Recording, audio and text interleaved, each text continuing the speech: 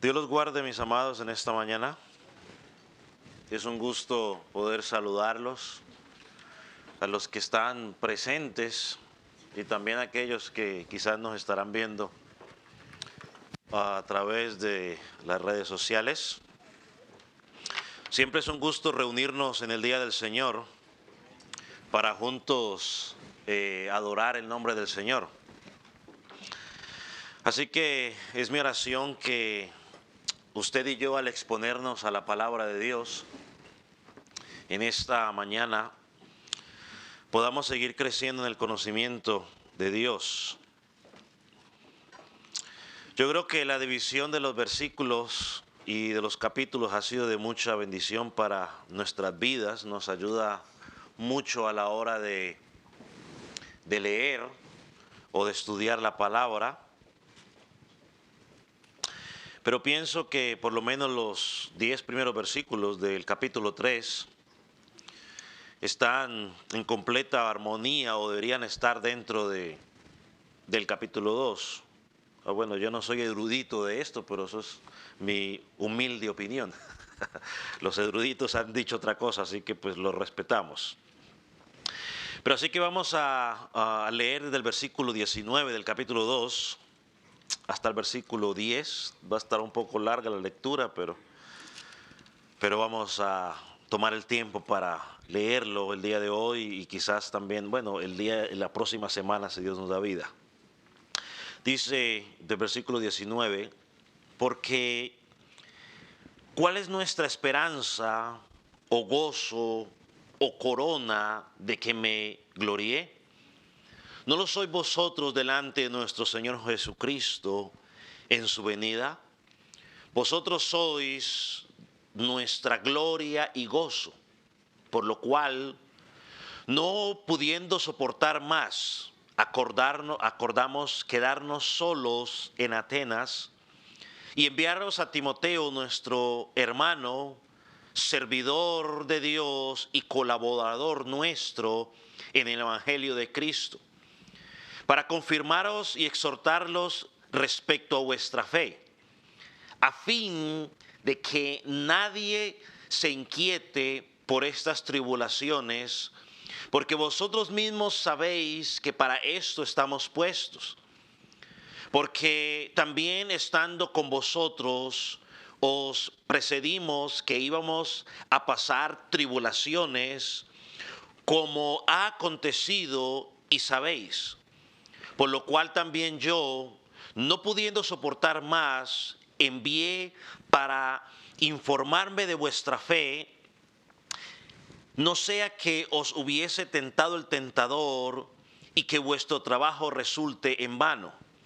Pero cuando Timoteo volvió de vosotros a nosotros y nos dio buenas nuevas de vuestra fe y amor, y que siempre nos recordáis con cariño, deseando vernos como también nosotros a vosotros, porque por ello, hermanos, en medio de toda vuestra necesidad y aflicción, fuimos consolados de vosotros por medio de vuestra fe, porque ahora vivimos si vosotros estáis firmes en el Señor, por lo cual, ¿qué acción de gracias podremos dar a Dios por vosotros? Por todo el gozo con que nos gozamos a causa de vosotros delante de nuestro Dios, orando de noche y de día con gran insistencia para que veamos vuestro rostro y complementemos lo que falta de vuestra fe. Oremos. Amado Señor, amado Salvador, te damos gracias por la oportunidad que tú nos das de reunirnos juntos para adorarte. Señor, y ahora que nos vamos a centrar en el estudio de tu palabra, te pedimos, Señor, que a mí como predicador me des la humildad y la capacidad para poder transmitir únicamente tu palabra a tu pueblo. Señor, y pedimos por tu pueblo para que tú nos ayudes a tener un corazón atento a tu palabra. Señor, oramos por aquellos que no te conocen, para que puedan encontrar a través de tu palabra entendimiento de su condición espiritual y puedan clamar a ti o recibir de ti fe, arrepentimiento y salvación. Señor, como iglesia te pedimos que nos ayudes a encontrar la aplicación práctica para nuestras vidas, no solo a nivel personal, sino a nivel congregacional. En el nombre de Jesús, amén. Puede tomar asiento, mi hermano.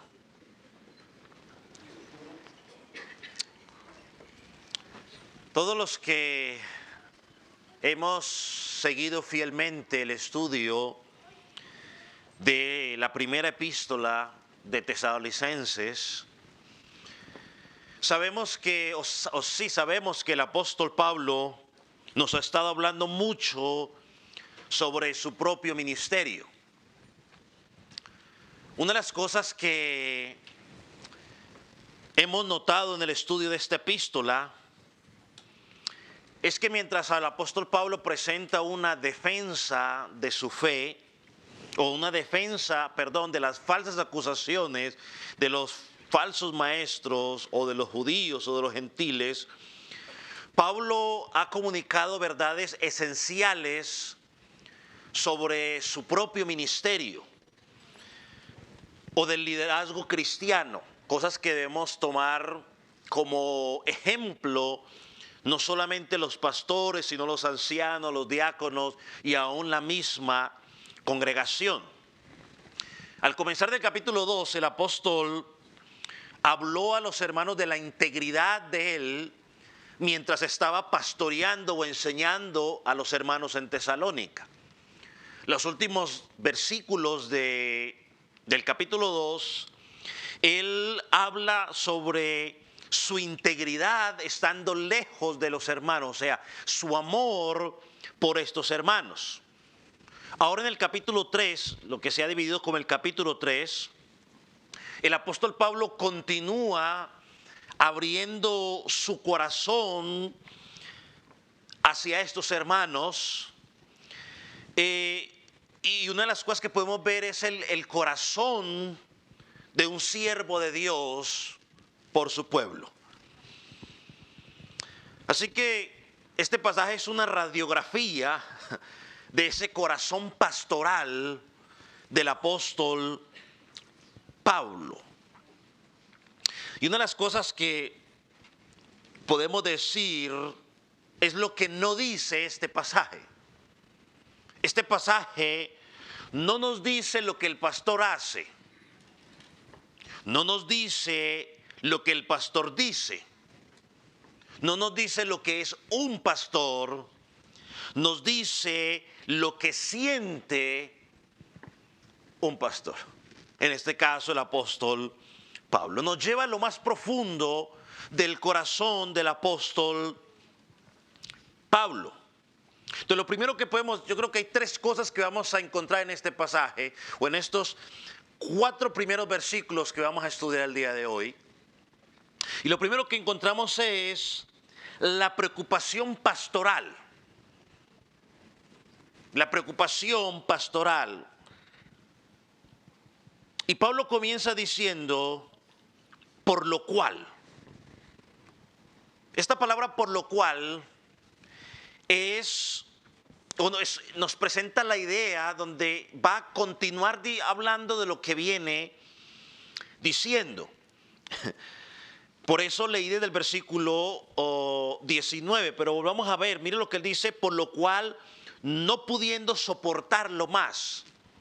Mire lo que dice el versículo 20, vosotros sois nuestra gloria y gozo, por lo cual no pudiendo soportar más.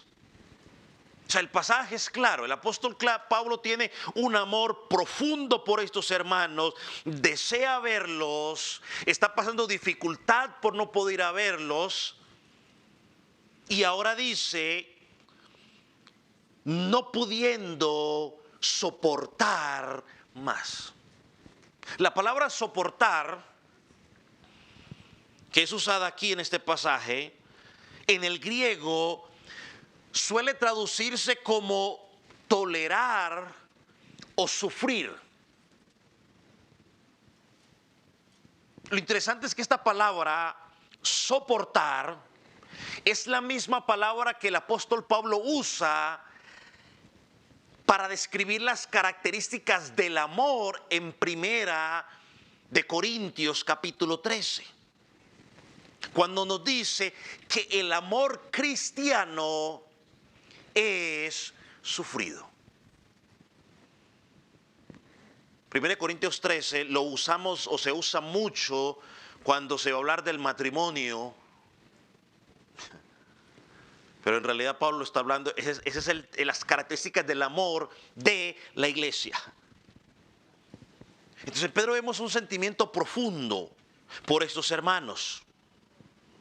Y vemos que el apóstol Pablo estaba centrado en los hermanos y no en su propia vida. Ahora, ¿por qué estaba preocupado por los hermanos y no por su propia vida? Bueno, yo podría decir 3 razones rápidas. Una, porque sabía que esos hermanos estaban bajo persecución. Segundo, porque sabía que tenían pocos meses en el Señor, o sea, era una iglesia nueva. Y tercero, porque sabía que no tenían un liderazgo maduro. Entonces en Pablo vemos en esta palabra una preocupación por sus hermanos. Hermanos, es peligroso y dañino para el pueblo de Dios cuando el enfoque está en nosotros y nos olvidamos de los hermanos.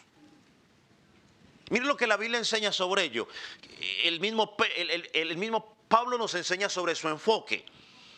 En el contexto de la enseñanza cristiana, de los miembros que el cuerpo de Cristo, o que los cristianos somos el cuerpo de Cristo, somos miembros del cuerpo de Cristo. Miren lo que Pablo dice en 1 Corintios 12, versículo 25, búsquelo rápidamente. 1 Corintios 12, versículo 25. Miren lo que dice.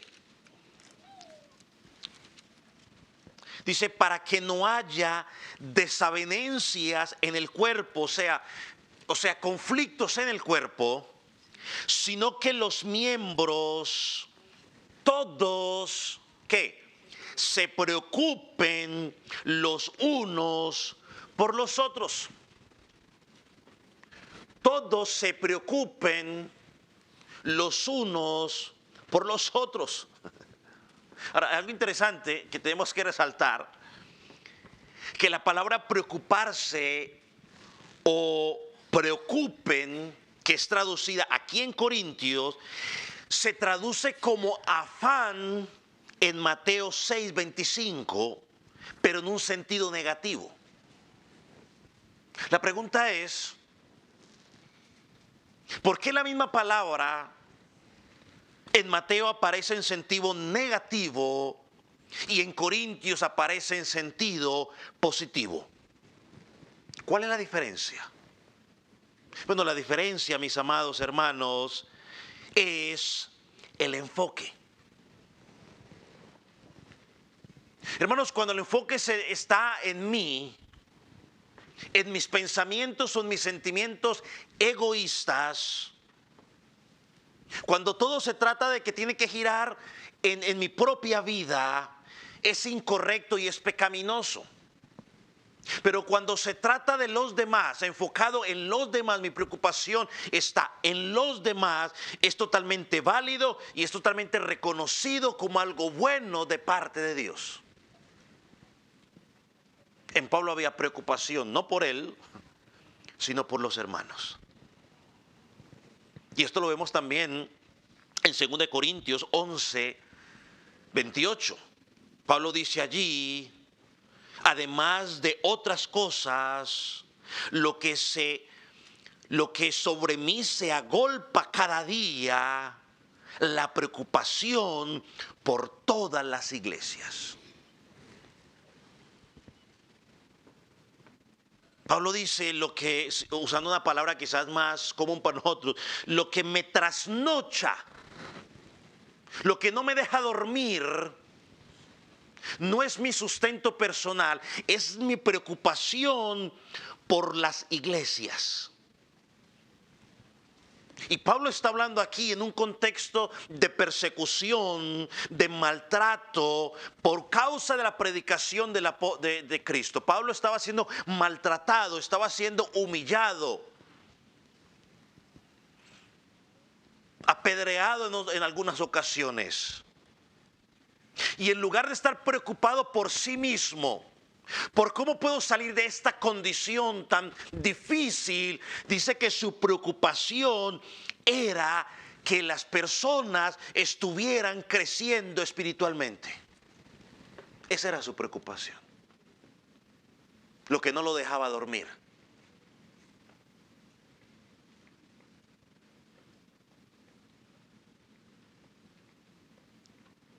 Fue el mismo apóstol Pablo que en Hechos 20:24, mire lo que dijo, búsquelo, mire lo que Pablo dice.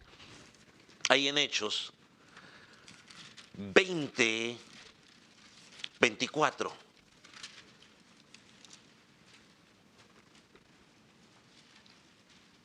Dice, pero de ninguna cosa hago caso, ni estimo preciosa mi vida para mí mismo, con tal de que acabe mi carrera con gozo y el ministerio que recibí del Señor para dar testimonio del evangelio de la gracia de Dios. Creo que no necesita explicación el versículo. Pablo dice, no importa qué pase con mi vida. A mí lo que me preocupa es que yo termine el ministerio que me fue entregado. La predicación de la palabra de Dios. En Filipenses 3:7, él mismo dijo, pero cuántas cosas eran para mí ganancia. Él decía, muchas cosas materiales para mí eran ganancia. Pero cuando fue alcanzado por Cristo, mire lo que dice, las he estimado como pérdidas por amor de Cristo. O sea, ya no me importa lo material. No me importan los logros materiales. No me importa ser famoso. Lo que me importa, dice Pablo, es que el evangelio sea predicado. Que Cristo sea glorificado mientras yo predico el evangelio. Y estas son las palabras de la realidad de todo el ministerio del apóstol Pablo. Solo son algunos versículos. Es más, mira el versículo 7 de Tesalonicenses, que estaremos quizás mirando más a fondo la próxima semana, si Dios permite. Pero mira lo que dice. Por ello, hermanos, en medio de toda nuestra necesidad y aflicción, fuimos consolados de vosotros por medio de vuestra fe. O sea, Pablo está diciendo, mire, yo estoy pasando por dificultades, pero lo que me consoló es escuchar que la fe de ustedes es una fe firme. Eso es el consuelo. Que tu fe ha crecido. A pesar de que son una iglesia joven, una iglesia nueva. Pablo estaba pasando por muchas aflicciones, mis hermanos, cuando escribió esto a los tesalonicenses. Y él no se preocupaba por él porque él confiaba en la providencia de Dios y al mismo tiempo él sabía que eso era parte de servir al Señor. Pero su deseo profundo era el crecimiento espiritual de estos hermanos. Así que la preocupación del apóstol Pablo por estos hermanos era una marca clara de su ministerio pastoral. Y esto nos lleva al segundo punto. Y es el padecimiento pastoral. Miren lo que dice el versículo 1 nuevamente. Vamos a leer el 1 y el 2. Por lo cual, no pudiendo soportarlo más, acordamos quedarnos solos en Atenas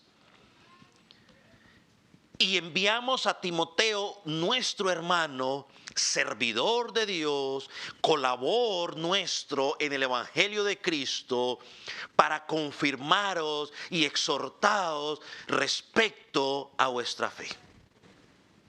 Wow. Como ya estudiamos, Pablo sabía que las oposiciones de Satanás le iban a hacer imposible que él llegara personalmente con estos hermanos en Tesalónica una vez más.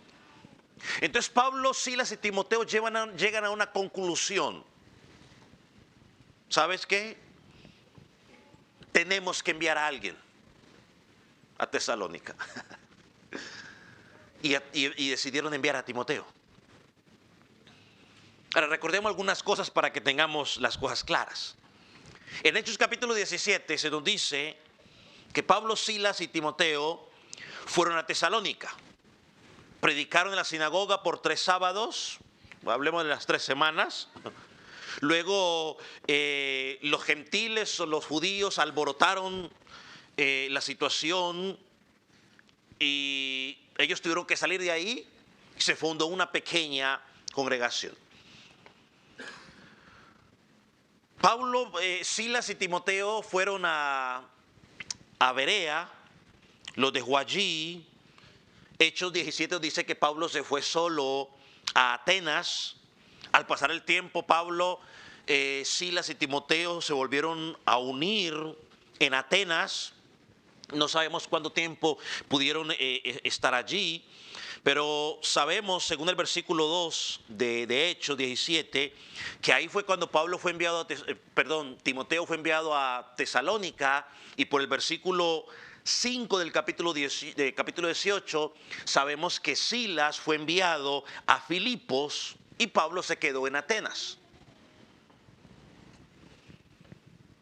Timoteo fue enviado a Filipo. Y por lo que leemos aquí, podemos encontrar, al menos en estos 4 primeros versículos, 2 razones, diría yo, por las cuales fue enviado. La primero, para saber cuál era el estado de estos hermanos, nuevos hermanos. Y en segundo lugar, para que Timoteo confirmara la fe de estos hermanos. Entonces, uno quedó en Atenas, Pablo. Timoteo se fue para Tesalónica y Silas se fue para Filipo. Después de un tiempo en Atenas, dicen los estudiosos que Pablo luego se fue a Corinto, donde permaneció 1 año y 6 meses más o menos. Esto está en el capítulo 18, versículo 1 al 11. Y ahí nuevamente se encuentra con Pablo, Silas y Timoteo, donde tanto Silas como Timoteo le dan un reporte a Pablo de lo que vieron en Filipo y en Tesalónica. El reporte produce alegría en Pablo, anima su corazón y lo fortaleció para escribir esta epístola, que es la que estamos usted y yo estudiando. Eso era un poco de background, si me quiere, se me olvidó la palabra en español, ¿cómo se dice? Contexto de para lo que voy a decir, para que entiendan un poco lo que voy a decir. Ahora sí vamos al versículo, ¿qué versículo estoy? 1. Dice, no pudiendo soportarlo más, acordamos quedarnos solos en Atenas y enviamos a Timoteo. Esto nos muestra, cuando hablamos del corazón pastoral, el precio que el apóstol Pablo estaba dispuesto a pagar por ayudar a estos hermanos. También nos demuestra el dolor y los padecimientos internos del corazón pastoral. Mire, la palabra dice, acordamos. No, acordamos. Ajá, eso. En el griego se traduce como preferir o escoger. En la práctica sería que ellos prefirieron o escogieron con buena disposición separarse entre ellos con tal de poder suplir las necesidades espirituales de otros hermanos.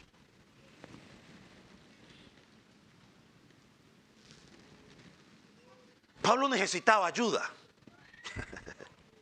Silas y Timoteo eran sus ayudantes, y Silas y Timoteo eran la mejor ayuda que Pablo podía necesitar en ese momento.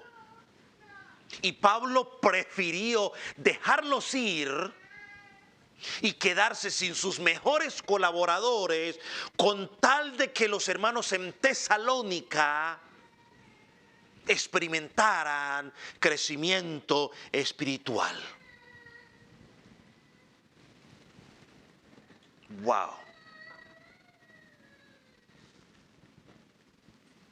Pablo y ellos habían estado separados por un buen tiempo.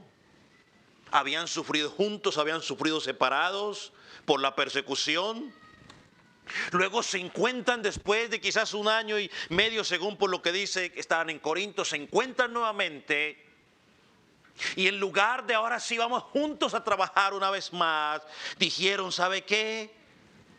Es mejor separarnos, porque esos hermanos allá nos necesitan. Pablo estaba cumpliendo lo que él mismo había enseñado en Romanos 12:10. Amados los unos a los otros con amor fraternal. En cuanto a honra, prefiriéndonos los unos a los otros. Pablo estaba en Atenas y estuvo dispuesto a quedarse solo, sufriendo, lo cual era difícil para él, con tal de que los hermanos de Tesalónica fueran reforzados con el trabajo de Timoteo. Esto está implícito aquí cuando dice, mire lo que dice versículo 1. Pero acordamos quedarnos como solos. Ahora, el verbo quedarse literalmente significa dejar atrás o significa abandonar. Los estudiosos dicen que este verbo quedarnos que es usado aquí tiene la fuerza de la acción de ser abandonado o ser dejado huérfano. Solo los que han sido quedado huérfanos podrán hablar un poco de ese dolor. Y una forma, según lo que estuve mirando, que este verbo fue usado en la Septuaginta, que es la traducción de la Biblia del hebreo al idioma griego. Esa fue la palabra que se usó para referir la sensación que tuvo Jacob cuando pensó que su hijo José había muerto. Esa fue la palabra que se usó. Hermano, a lo que quiero llevarlo es que era un dolor intenso y profundo. Un dolor emocional profundo que experimenta el apóstol Pablo. Y cuando dice quedarnos solos, o sea, la palabra quedarse unida a solos, es una inmensa tristeza que Pablo soportó cuando sus dos mejores colaboradores se fueron y lo dejaran. Y los tres se quedaron solos porque cada uno arrancó para su propio lugar para cumplir el ministerio que se les había encargado. Lo que nos demuestra es que además de los retos y los dolores y las persecuciones, el ministerio pastoral muchas veces involucra soledad. Estar solo.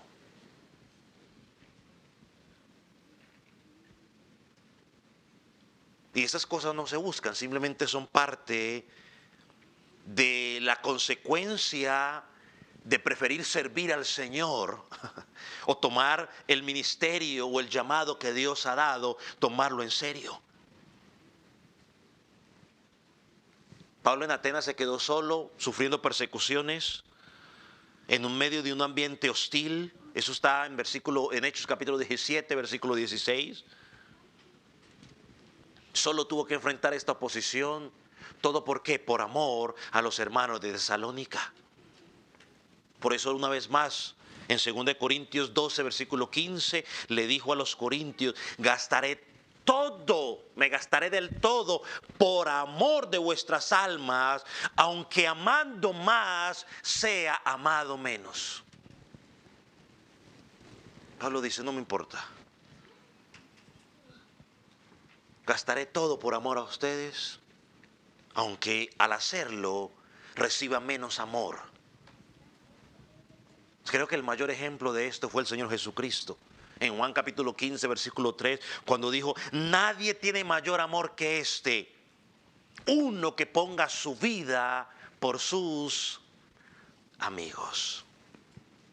Hermanos, Pablo, yo quiero que usted mire el contexto aquí. O sea, Pablo tenía claro que para la edificación y el crecimiento espiritual de los hermanos en Tesalónica era necesario enviar a Timoteo. Y Pablo estuvo dispuesto a sacrificar su propia comodidad, su propio ayudante, por causa de los hermanos de Tesalónica. Pablo no era egoísta.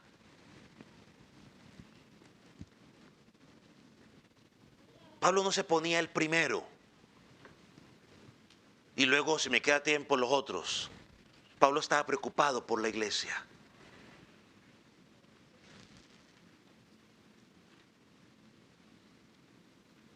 Y Pablo reconoce la labor de Timoteo. Mira lo que dice, mira lo que se nos dice sobre Timoteo, y yo creo que lo que él describe de Timoteo debe movernos el piso y debe llamarnos a examinarnos. Mira lo que dice sobre Timoteo. Y enviamos, versículo 2, y enviamos a Timoteo, nuestro hermano, servidor de Dios y colaborador en el Evangelio de Cristo. Pablo tenía tanta confianza en Timoteo que él lo envió en varias ocasiones a diferentes congregaciones para que tuviera esa labor pastoral en esas congregaciones. Aquí vemos a Pablo una vez más comisionando a Timoteo. Y lo primero que dice de él es que lo reconoce como hermano. No únicamente como un compañero de misiones, no mi ayudante, sino como mi hermano. Es decir, parte de la familia espiritual, como ya estudiamos. O sea, había un vínculo entre ellos más profundo, un vínculo espiritual.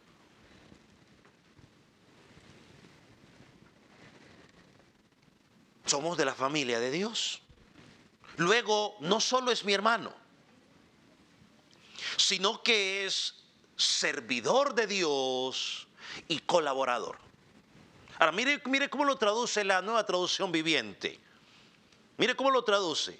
Y va a pasar al frente para que usted lo lea conmigo. Dice: él es hermano nuestro y colaborador. ¿De quién? De Dios. La versión no está, lo traduce como colaborador nuestro y de Dios, ¿no? Servidor de Dios y colaborador. Aquí lo pone como colaborador de Dios. Esto señala que Timoteo estaba totalmente totalmente dispuesto a servir ¿a quién? A Dios. Timoteo estaba dispuesto a hacer todo lo que Dios le pidiera en el momento que le pidiera. Pablo lo identifica como servidor de Dios, no de los hombres. Y yo quiero que usted entienda esto conmigo. Aunque servía a los hombres, Pablo dice, él es servidor de Dios. Porque mi servicio a Dios va a tener consecuencia el servicio a los hombres. Hermanos, el llamamiento de Dios no es un juego. Es algo serio. Es lo que Dios te ha encomendado a ti para que lo lleves a cabo. Y un día te va a pedir cuentas. A cada uno de nosotros. Dios te equipó, Dios nos llamó, Dios nos puso en una iglesia local y el día de mañana nos va a llamar a cuentas.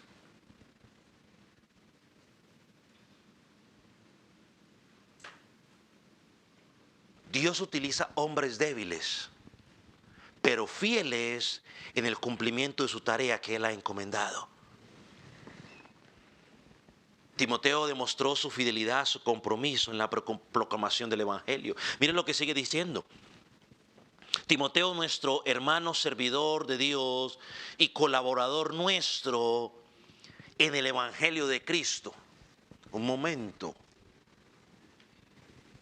En este capítulo, en el capítulo 2, ya ha mencionado, lo llamó 3 veces el Evangelio de Dios. Ahora aquí lo llama el Evangelio de Cristo. La pregunta es, ¿por qué ahora lo llama el Evangelio de Cristo? ¿Es otro evangelio? No, es el mismo evangelio. La fuente es Dios, pero el tema central del evangelio es Cristo. Es el mismo evangelio. Son las mismas buenas noticias donde Dios provee salvación a los hombres en su Hijo Cristo. Ese es el evangelio. Cristo es el fundamento del evangelio. Y donde Cristo no está, no hay evangelio.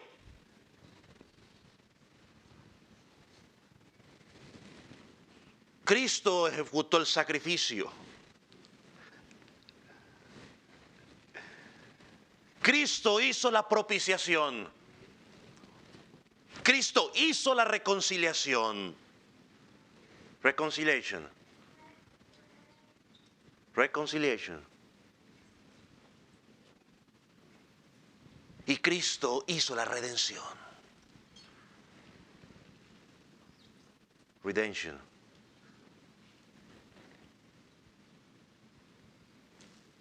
Él es el centro. Él es el centro. Cristo es el contenido fundamental del evangelio. Y Timoteo fue enviado para llevar esa palabra de edificación a estos creyentes. Timoteo era lo mejor que Pablo tenía a su lado y se desprendió de él y se lo envió a los tesalonicenses. Aunque esto implicaba quedarse solo. Una vez más, Pablo no era egoísta. Y una vez más, hermanos, es el modelo perfecto de parte de Dios. Dios nos dio lo mejor que nos podía dar. Lo mejor que Dios nos podía dar no es un hijo, no es un cónyuge, no es un trabajo, no es una casa, ni siquiera es salud. Lo mejor que Dios nos podía dar es su Hijo Jesucristo, el mejor regalo. Y lo mejor que Jesucristo nos podía dar fue su propia vida.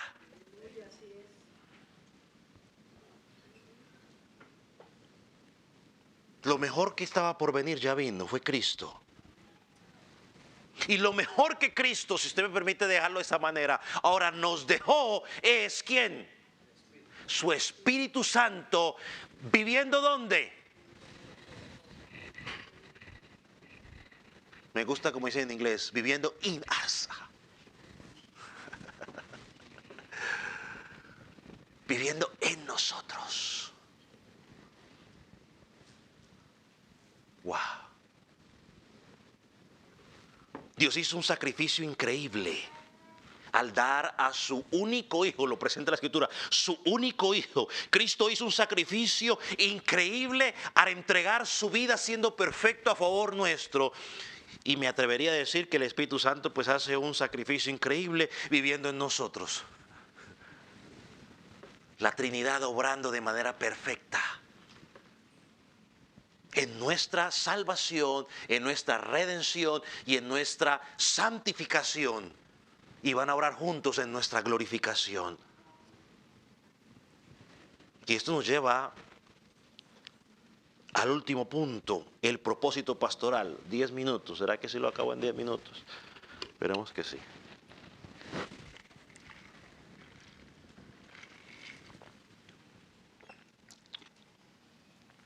El propósito pastoral.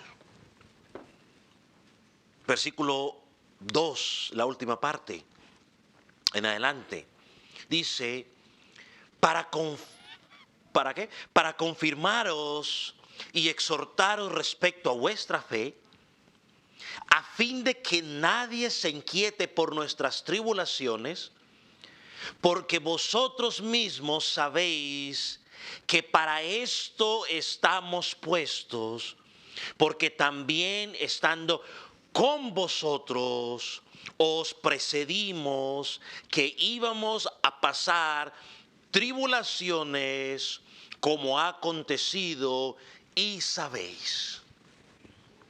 El pastor debe estar claro cuál es la prioridad. Pablo sabía que físicamente no podía estar con estos hermanos para ejercer esa labor él mismo. Sabía que no había un líder maduro espiritualmente para ejercer esa labor allí. Pero Pablo no elude su responsabilidad o no evita su responsabilidad. Pablo envía a Timoteo con el propósito claro. ¿Cuál era el propósito? Leemos, para confirmaros y exhortar respecto a vuestra fe. Pablo estuvo 3 semanas allí, predicó el mensaje. Por la gracia de Dios, estos hermanos respondieron claramente al mensaje como proveniente de Dios, sino como proveniente de un hombre. Pusieron su fe en Cristo, ahora se quedaron solos. Pero a pesar de que recibieron la palabra con disposición, a pesar de que estaban imitando a otras iglesias en Judea y que estaban esperando con ansia la segunda venida de Cristo, en su crecimiento espiritual, en su conocimiento espiritual, todavía no estaban del todo maduros. Eran nuevos en la fe y necesitaban algunas cosas más para crecer. Y Pablo dice que era necesario que esos hermanos fueran confirmados y exhortados. ¿Confirmados y exhortados en qué? Bueno, el mismo versículo de la respuesta dice, respecto a vuestra fe.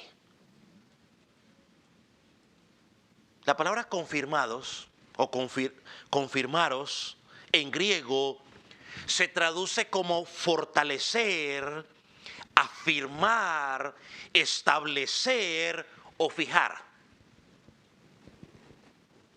Fortalecer, afirmar, ¿se las dije? No las puse, ok. Fortalecer, afirmar, establecer o fijar. En la práctica sería algo así. Poner un refuerzo para dar firmeza a algo que está en desarrollo.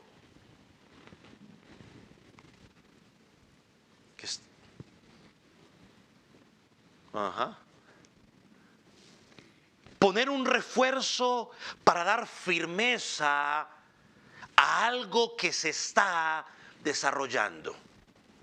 Entonces lo que Pablo le quiere decir a los tesalonicenses por medio de es que porque Timoteo fue enviado para que por medio de las enseñanzas de Timoteo o la experiencia de Timoteo, estos hermanos tuvieran la posibilidad de ir afirmándose en lo que significa la vida cristiana y en el desarrollo, y que el desarrollo de su fe en Dios fuera fuerte. Aprendamos esto, mis amados hermanos, por favor. Una fe firme es el resultado de conocer la revelación de Dios y tener un fundamento sólido en lo que es la sana doctrina. Una fe sólida. Os lo digo una vez más. Una fe firme o sólida, es más, le voy a añadir algo más. No viene del resultado de los años. Y la gente dice, ¿sabes qué? Porque tengo años. No. Viene como resultado de conocer la revelación de Dios y tener un fundamento sólido en lo que es la sana doctrina. Eso es lo que hace que tu fe sea firme.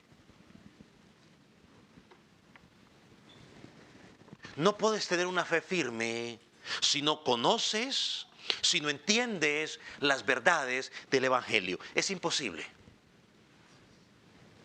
Es imposible. Ahora, ¿cómo se lleva a cabo? ¿O cómo hacemos para que se conozcan esas verdades de la palabra? Bueno, la respuesta la vemos en las palabras del apóstol Pablo a Timoteo, en 2 Timoteo capítulo 4, versículo 2. Pablo instruyendo al pastor Timoteo, al joven pastor Timoteo. Y mire que Timoteo era un joven, pero que conocía. Mire lo que le dice. Que prediques la palabra, que instes a tiempo y fuera de tiempo, redarguye, reprende, exhorta con toda paciencia y doctrina.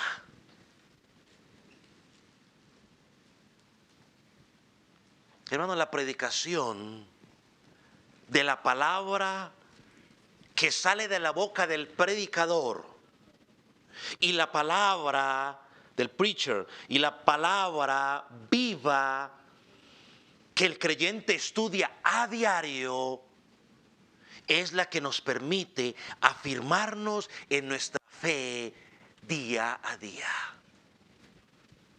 Se lo digo una vez más.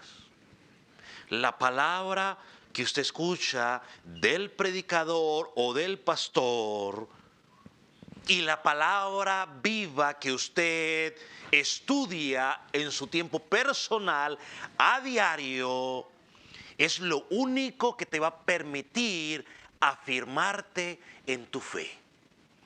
No más nada. Es lo único. Por eso la predicación de la palabra de Dios debe ser lo más importante en las congregaciones. Lo más importante no es cantar. La parte más importante no es recoger la ofrenda. La parte más importante no es saludarnos, aunque debemos saludarnos, aunque debemos cantar, aunque debemos ofrendar.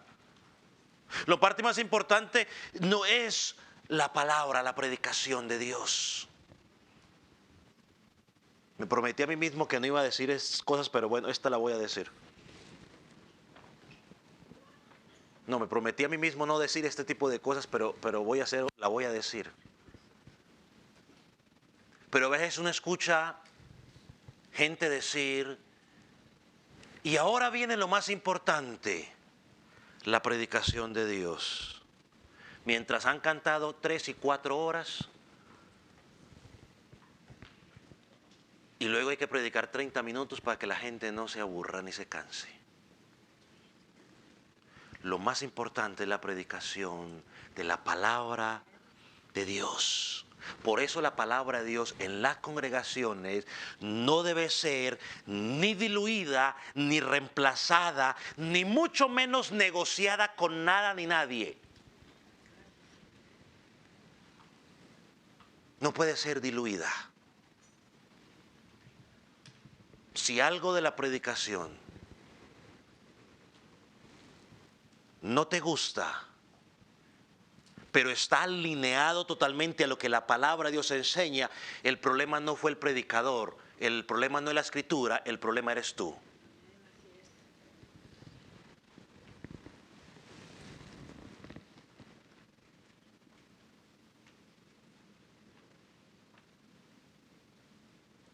Esto que vemos aquí en el apóstol Pablo de enviar a Timoteo para que confirme y exhorte, lo vemos en Romanos 1, versículo 12, 11 y 12, mira lo que dice. Porque deseo verlos para comunicarlos algún don espiritual a fin de que seáis, ¿qué? Confirmados. Ahí está la palabra. Confirmados en esto para ser mutuamente conformados por la fe que nos es común a vosotros y a mí. Es en la fe que nos es común. Somos uno en Cristo. No somos llaneros solitarios. Somos uno en Cristo. Y por lo que vemos, la iglesia de los romanos fueron confirmados por medio de la palabra.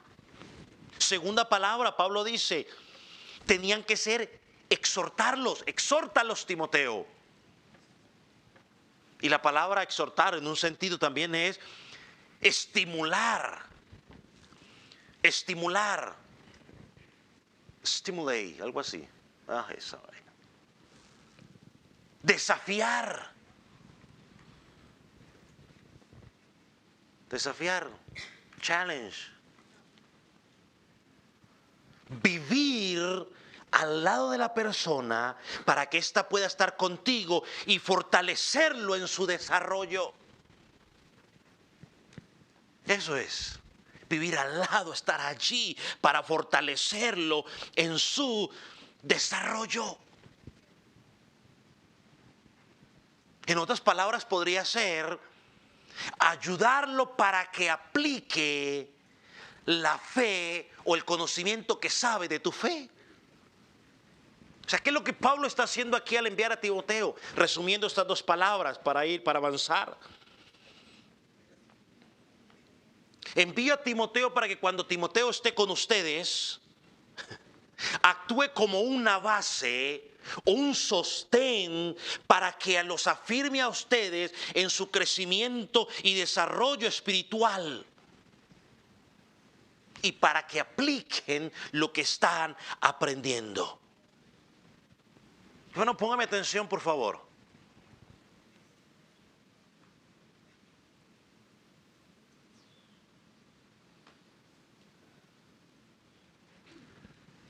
Si tu fe está firme en Dios, en Cristo, si tu conocimiento está en Dios y en Cristo, tienes un fundamento,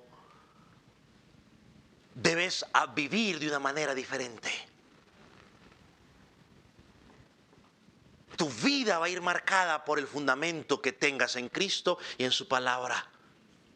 Cuando tienes una base sólida en la palabra, puedes aplicarlo en tu estilo de vida. Y no hay nada que te derribe. No hay nada que te derribe. Y esto es lo que Pablo quería para Timoteo. Y por ende quiere para nosotros como iglesia el Calvario. Que nuestra capacidad de confiar en Dios aumente. Y que nosotros podamos aplicar eso en nuestras vidas. ¿En qué momentos? En los momentos de dificultad. Porque eso es lo que Pablo dice aquí. Miren lo que sigue diciendo el versículo 3. A fin de que nadie se inquiete por estas tribulaciones, porque vosotros mismos sabéis que para esto estamos puestos. Porque también estando con vosotros, os precedimos que íbamos a pasar tribulaciones como ha acontecido y sabéis. Afirmar a los hermanos en Tesalónica era importante, porque estaban pasando por momentos de dificultad, y muchas veces en momentos de dificultad es donde la gente abandona la fe. Es fácil o es normal para las personas con inmadurez espiritual que en medio de las persecuciones abandonen. Pero cuando hay un entendimiento verdadero de la palabra, del evangelio, no hay desánimo que te derribe. No hay. Porque tu fe no está fundamentada en la tormenta que está a tu alrededor. Tu mirada está puesta ¿en quién? En Cristo, en el autor y consumador ¿de qué? De la fe. Y el ejemplo claro es Pedro. Pedro, mientras estuvo mirando a Cristo, Pedro caminó. Una vez que Pedro, dice el pasaje, no yo, el pasaje, una vez que Pedro empezó a mirar lo que estaba pasando a su alrededor,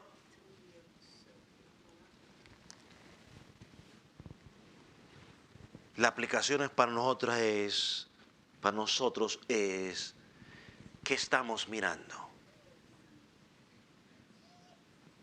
¿A Cristo o lo que está pasando a nuestro alrededor? Cuando estás caminando en tu vida espiritual, ¿estás mirando a Cristo o estás mirando lo que pasa alrededor?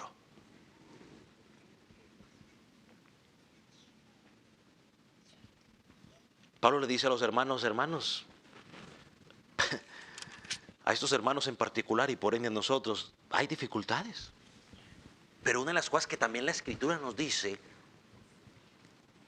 es que las dificultades que pasamos son oportunidades del Señor para fortalecer, ¿qué?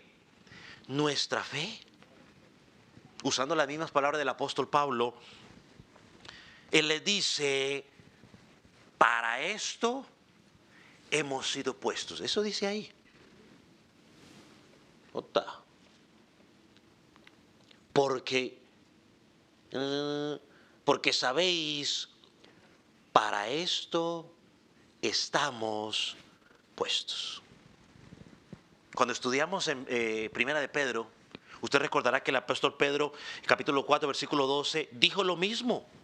Amados, no os sorprendáis del fuego de prueba que os ha sobrevenido, como si alguna cosa os estuviera extrañando.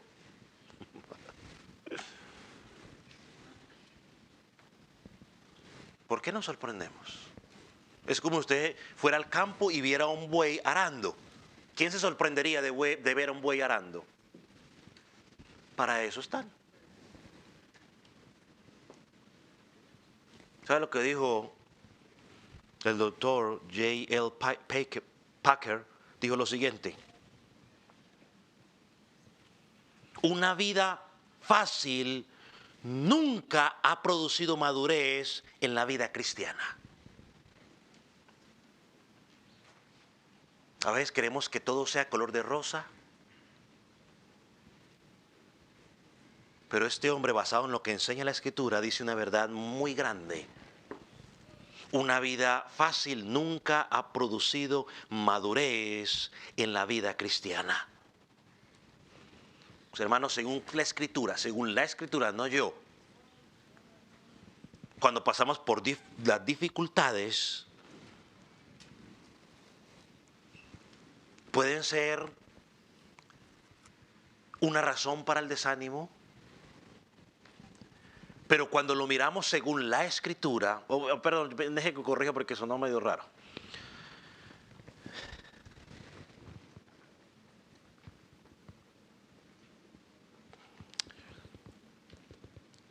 Cuando pasamos por dificultades, las podemos usar como una razón para desanimarnos.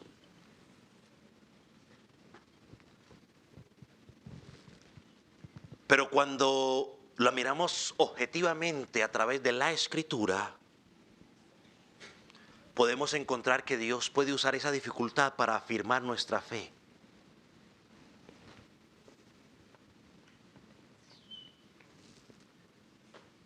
Ahora note lo que Pablo dice en el versículo 4, que es importante para ir terminando. Porque también estando con vosotros, os predecimos que íbamos a pasar tribulaciones como ha acontecido y lo sabéis.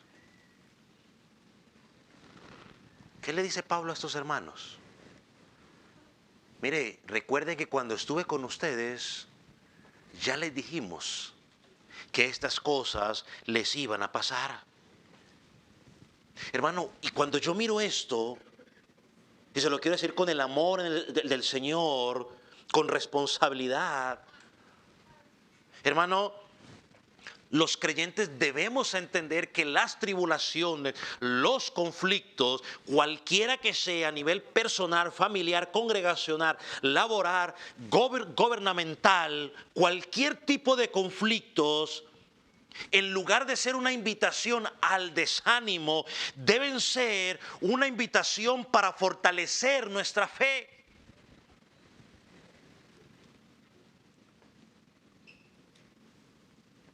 No vea el desánimo como algo para volver atrás. No vea el conflicto como algo para volver atrás.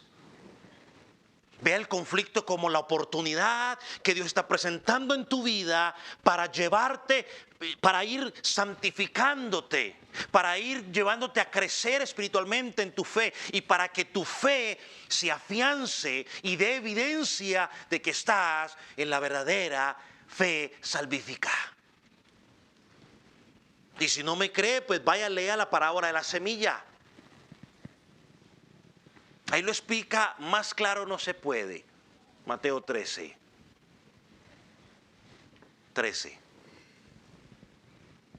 Cristo le dijo a los discípulos en Mateo 5, 11 y 12: bienaventurados cuando por mi causa los vituperien y digan toda clase de mal contra vosotros mintiendo. Y dice, en vez de llorar, ¿qué dice? Gozaos, alegraos, porque vuestro galardón es grande en los cielos. Pablo le dijo a Timoteo en 2 Timoteo, versículo 3, capítulo 3, versículo 12. También todos los que quieren vivir piadosamente en Cristo Jesús padecerán persecución. Toda persona que quiere vivir de acuerdo a la palabra de Dios va a ser perseguida. Porque sí, porque no.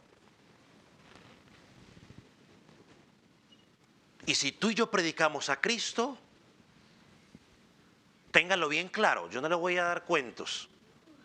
Téngalo bien claro, si predicas a Cristo, te van a tratar como trataron a Cristo.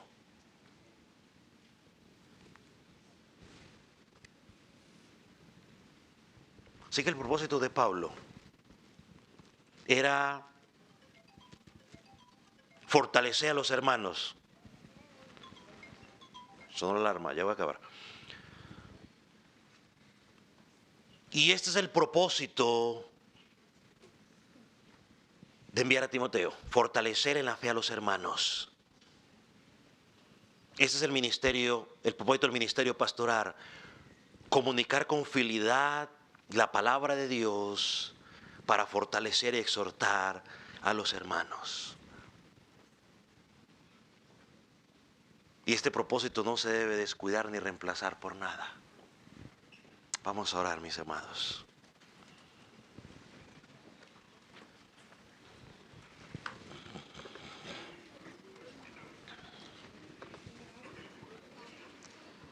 Padre, gracias por tu palabra. Señor, porque ella es un reto primeramente a mi vida como pastor en esta congregación. Señor, pero también es un reto a cada creyente. Señor, tu palabra ha sido predicada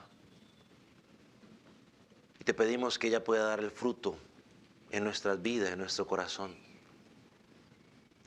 Y que tu palabra, Señor, pueda impactar tanto nuestra vida a nivel personal, que esto pueda impactar a nivel congregacional. Gracias porque nos permites ver el corazón de Pablo, un hombre que no había egoísmo en él. Señor, y que nos sirva como un aliento a examinar nuestras vidas. Gracias por la vida de Timoteo, un hombre que era siervo tuyo, colaborador tuyo. Señor, que podamos en esta congregación ver hombres como Pablo, como Silas, como Timoteo, sirviendo en cada área. Señor, y que tu palabra afecte nuestra congregación de manera especial. En el nombre de Jesús te damos gracias. Amén.